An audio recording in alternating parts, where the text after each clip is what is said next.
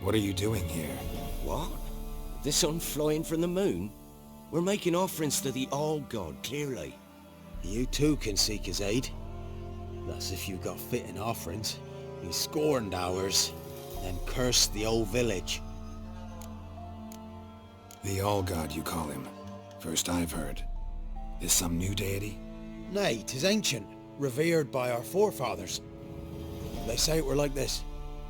Roslav of Oriton came here to gather brushwood, and suddenly, for no reason, a bush burst into flame. Then, Roslav heard a voice from the ground, demanding offerings and obedience. We've been coming here since then, bearing gifts, in exchange for which the All-God watches over us, keeps us from evil. Mm-hmm. Plain to see that. So, what's wrong with your offerings? You needn't mock us, you can see right well we brought scraps. Before the war, I wouldn't give this such to me elms.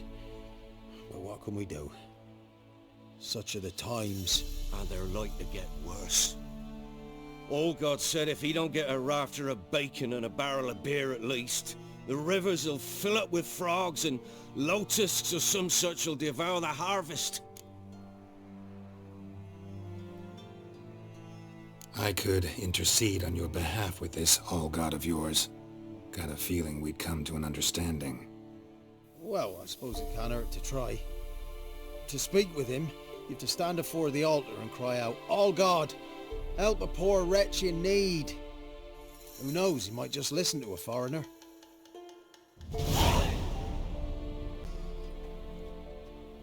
Oh, All-God, help a poor wretch in need.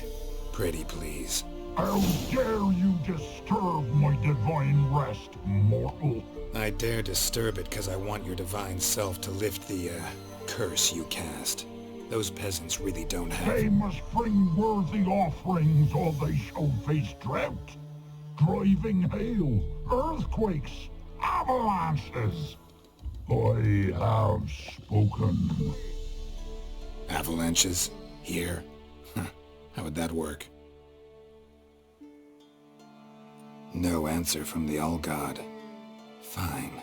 We can finish our conversation when I find him. Voice came from underground. What? Who dares disturb my divine being? Geralt of Rivia. Pleasure. Expected the All-God to be corporeal in form, but never thought he'd be corpulent. Fattened up nicely at those peasants' expense. Expense? Expense? Not a word about the help I give in return. Blessings, absolutions, enlightened advice. Believe me, these folks need all of it. I'd watch over them still if they fulfilled their end. But lately they offer these pathetic scraps. That they steal from the mouths of their children, and to make matters worse, you cast a curse on them. And I'll not lift it till they bring me worthy offerings. I'm to settle for curds and whey? Not a chance. And you can tell them that. Who the hell are you supposed to be? The local peasant folk call me the All-God. Can think of quite a few other more fitting nicknames. Now you listen to me, Witcher. Have you no other duties? Missions?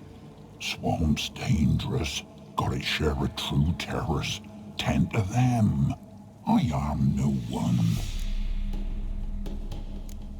Been in this hole long? For a century or so.